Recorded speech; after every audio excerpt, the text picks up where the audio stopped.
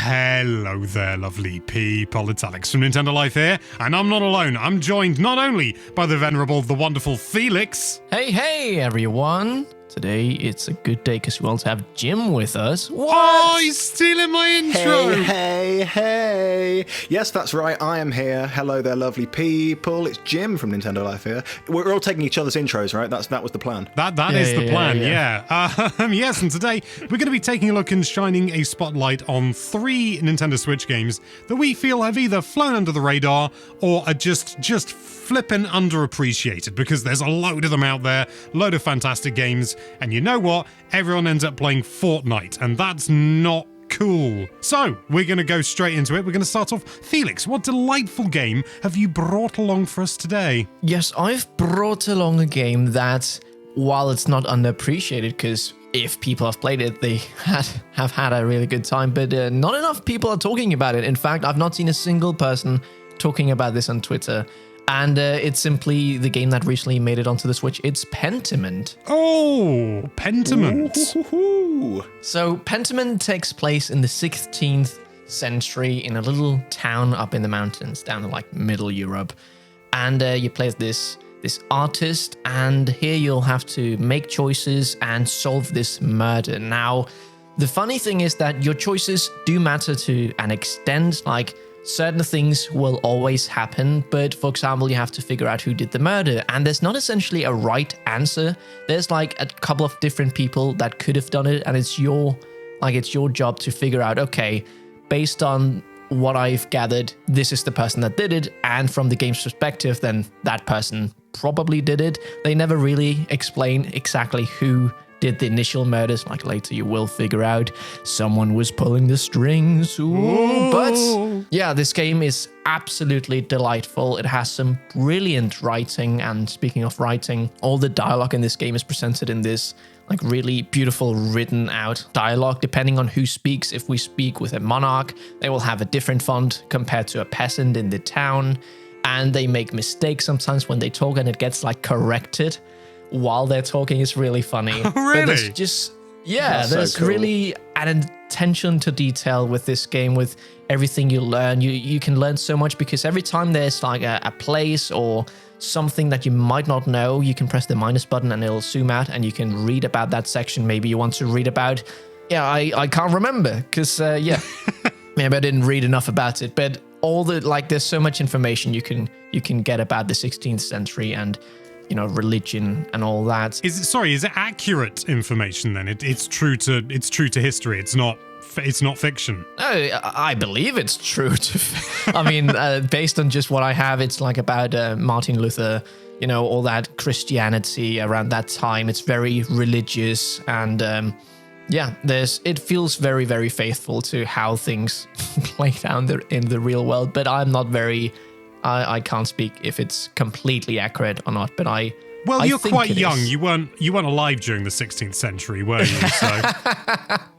Yeah, very true, Alex. Good.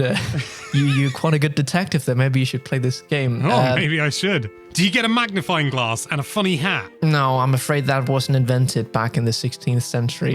You're thinking of Princess Peach Showtime, Alex. That's the one you've got in your head. To be fair, the games are very similar from what Felix has described. Yeah, they both begin with P. Yeah. Yep. That's all and you I need. think that's the only relation, because this is a very, very heavy game. It deals with some very heavy subjects. So if you're not to that sort of type of game, maybe skip out on this one. There's some murders, and I myself cried a lot during the playthrough, at least in the end. There's some, just beware. The game is a point-and-click adventure. I love point-and-click games, but it's just made really fun.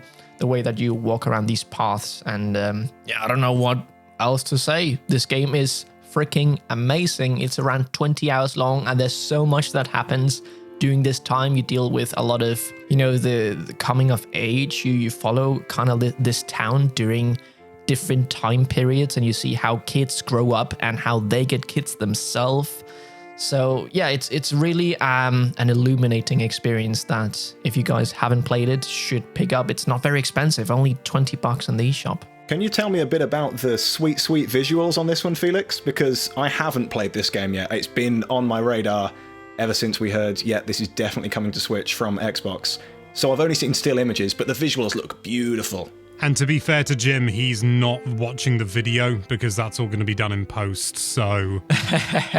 This is true. No, the art style is one of my favorite aspects of this game. I really like when studios dare to try something new, and this is, this very medieval art style, and it's just done so beautifully. There's all sorts of different weathers, times of the year, so you might see this village maybe in a grey winter morning, and suddenly there's snow, suddenly it's summer, because you follow this town during different time periods, but also different times of the year. So they've really, they've just perfected how this looks, and I can only say that it keeps being absolutely wonderful during the entire playthrough. It sounds fantastic. I've heard only good things about this, and do bear in mind you can find a link in the description to the full review for Pentiment if you want to learn even more still. But for the time being and for this video, we're going to move on. Now, Mr. Jim, what have you brought to our proverbial table? It's interesting that Felix would do one that is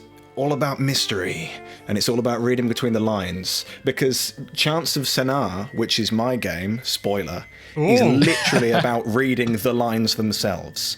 This is a language game.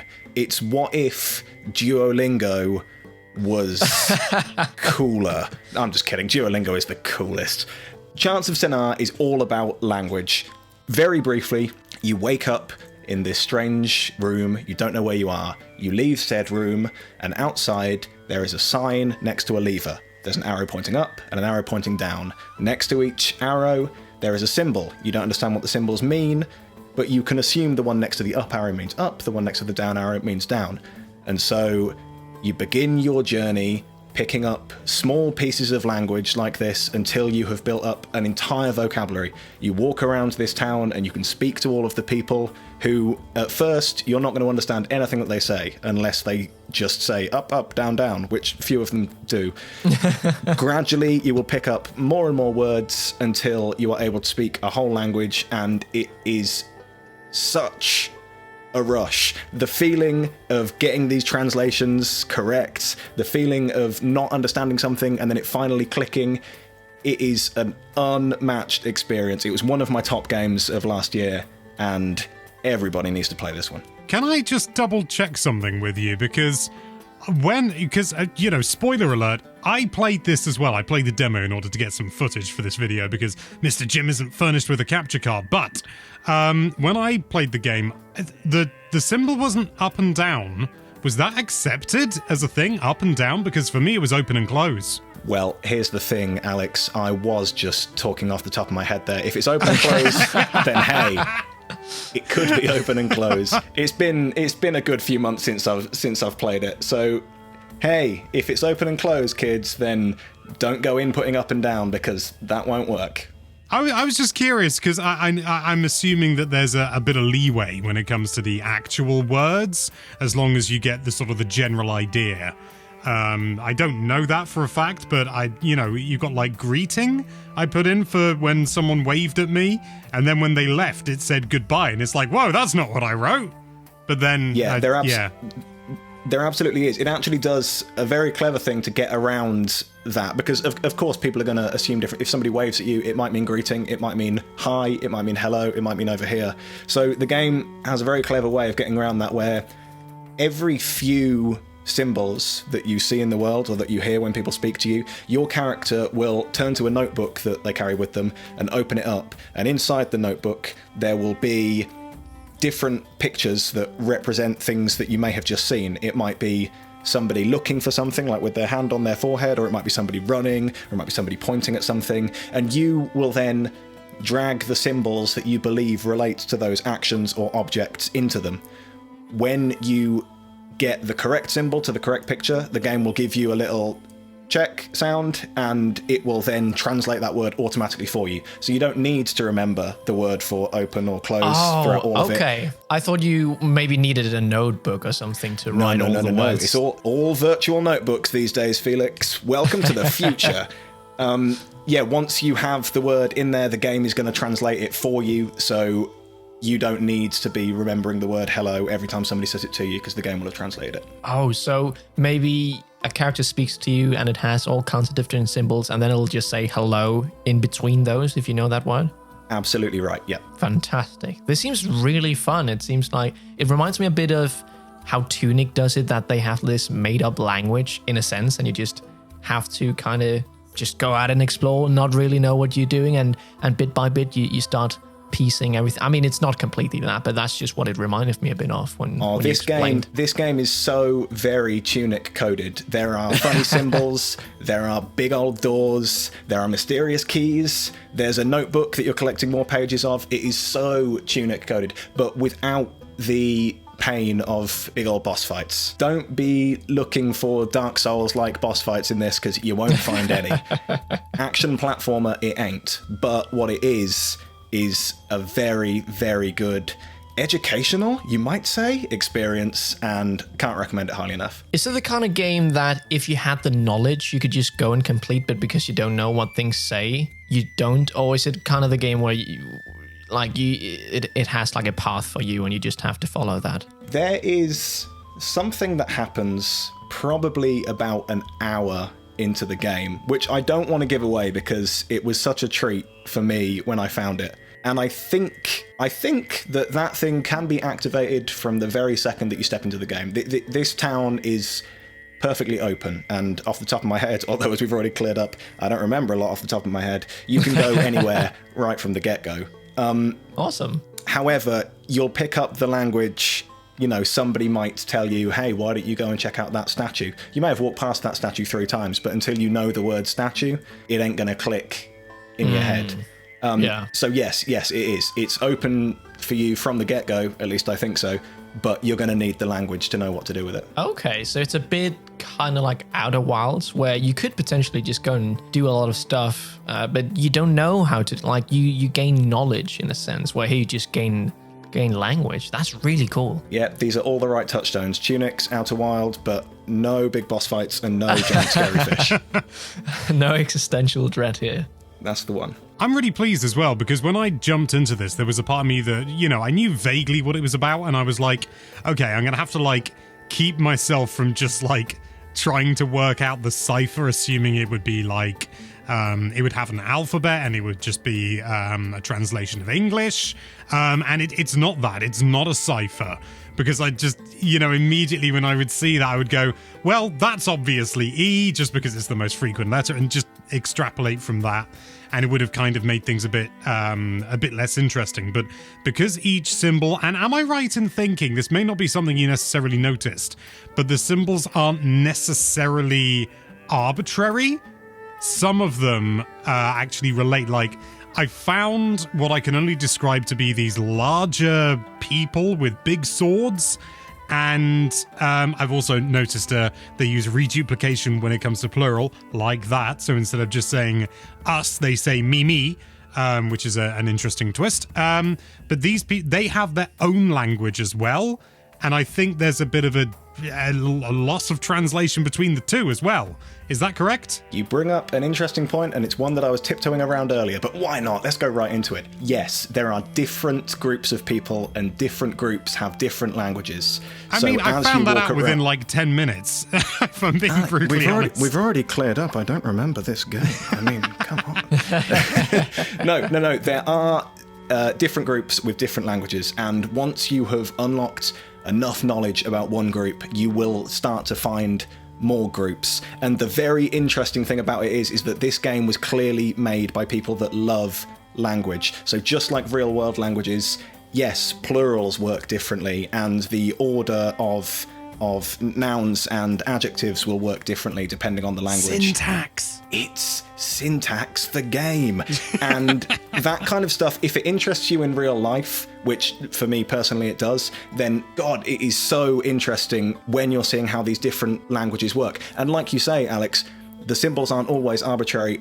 And just like the real world, the symbols also have patterns. So you might realize for one language that all proper nouns have got a circle around them, or all, I don't know, pronouns have got a line through the middle or something, and you begin to work out patterns for each language. It's Duolingo, but fun. but arguably less useful. Oh, much less useful, yeah. Being able to speak warrior doesn't get you very far. One last thing on this game as well is that there is a story, which makes things even better still. So not only do you have to have the pull of working out these languages, there is also an end goal to all this. And I will actually say nothing about this one, unless, of course, it's right there in the demo. And again, I've forgotten.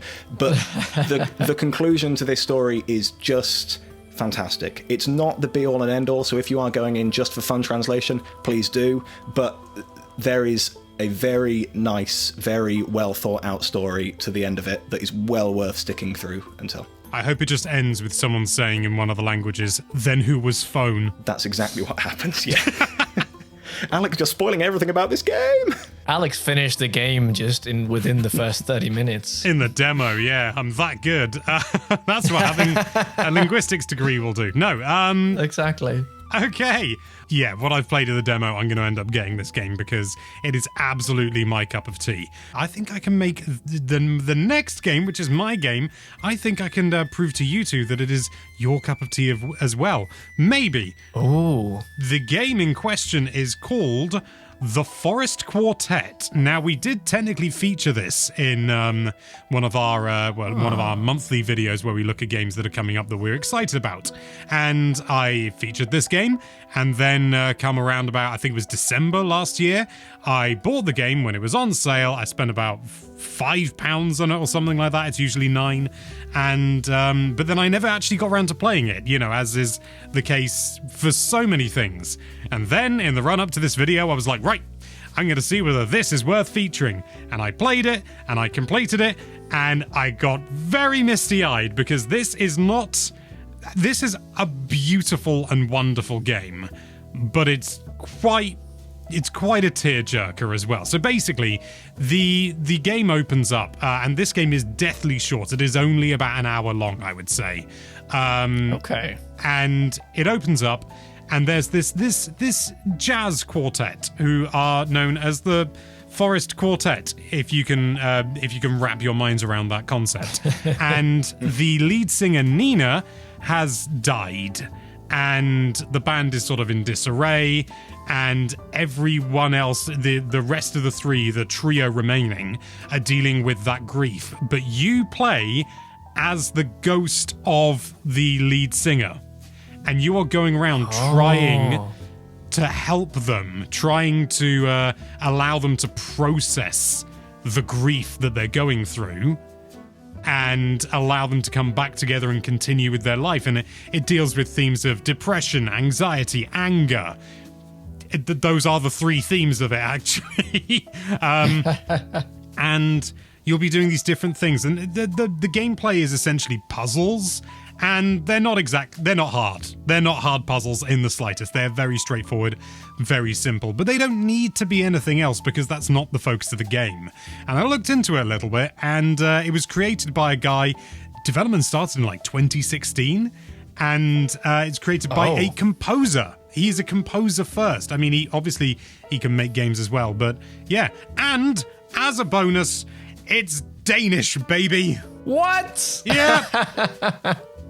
That's really cool. Not a lot of games are made here in Denmark. Not a lot of games are made by composers. So I assume the music is a delight. Oh, absolutely exceptional. It's honestly, I mean, this is as much an oral, that's with an AU before you get any ideas, an oral experience. So it's all about the sound, the soundscape.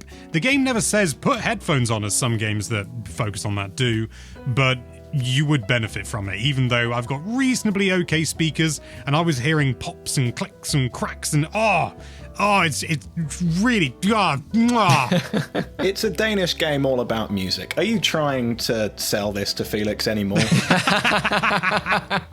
Frankly, this should be your choice. That was a pretty good sales page. Yeah. No, this seems really delightful, and I'm really pulled in by the very short runtime because I have I have like a big backlog, and just every time I finish a game, it's so rewarding. Even if it's just a small game, but most games are really long, so it doesn't happen very often. So having just a short game that has the Nintendo Life Alex approval, yeah, that seems really, really fun. And I also really like the idea behind this spirit, trying to help the people like grieving the loss. It seems it's something that a lot of people can relate to, like losing someone. So I'm very excited to see how things play out in this, and how it can go through so much in just an hour. All of the ways in which you help people is it's all the puzzles and everything are they're abstract, you know. You're not actually going up and like wiping away their tears, getting their phone out, shoving it in their hands and saying, call your mum or anything like that. You know, it's you know, sort of like one of them, the pianist, he mentions, because there's some sort of like there's this narrative from, well, between the band members, and I want to say a therapist, but I'm not 100% sure. If it makes it clear, I missed that. But they mentioned that they believe that they have this sort of like fantasy in their head where in the woods there are machines that can create inspiration for musicians, and so you are going around repairing these big like abstract machines and like charging them up, reconnecting things, and that's what allows you to break the pianist out of his depression. That's interesting. It's good to hear that these big old meaty themes aren't being handled in a very ham-fisted way. They're more, you know, it sounds like it is absolutely about the mental health of these characters, but it's not as if the writing is saying this character is depressed. It's more for you to read that from what's happening. Although I'm looking at its eShop page, and it really does. I'm guessing there's not a lot of laughs in this. I mean, you'd be surprised. There is some mildly humorous dialogue in there as well. It feels very real. It doesn't feel like it's mopey, sad all the time. It's very genuine, you know? It's a very real experience. The dialogue feels very true to life. There are some flummoxes here and there with things like the lines not being completely accurate, but I put that just down to just its second language territory, you know? It's marginal, but overall I would say that the dialogue is really nicely written. Very simple and straightforward, and not overwritten either. It honestly feels like people just talking, and then the words were sort of put into this instance afterwards. So yeah, it feels very natural. Wow, the music is played by the Danish radio big band in Denmark. The main channel in Denmark is called Danish radio, just DR. That's like the big thing. So they've got the real deal to perform this music. That's seriously cool. Yeah, and before the game came out, they performed the music from the game in a forest, and I obviously I wouldn't have been there, but I would have loved to have been there because the music is exceptional. Can I ask a little bit about the gameplay as well? Because with a game that's only an hour long-ish and dealing with these big old themes, I don't know, it sounds like there's a lot of story to get through. Do you feel like an active player in it, or is it more a story that's happening in front of you? Honestly, you feel more like a catalyst rather than like an active part, if that makes any sense. You're helping things along. You're not... I mean, you are physically doing things. You are controlling the character. You have various different things that you can do. None of the puzzles are really hard, to be honest. They're very simple and straightforward. But you do feel like you're someone in the background, somebody just sort of like easing things along, helping things to happen, rather than actually being, as I say, like slapping the phone in someone's hand and saying, call your gran. I must say it does look really very pretty, just from what I've seen now on the eShop page. I'll admit, I had never heard of this one before, and having a look at it now, it does look like something that might be stuck on the wish list, especially when at full price it's £8.99. That's Great British pounds. That's going to be on sale for cheap, and I would imagine quite often as well. Yeah, the lighting's very stark in it, which obviously helps a lot.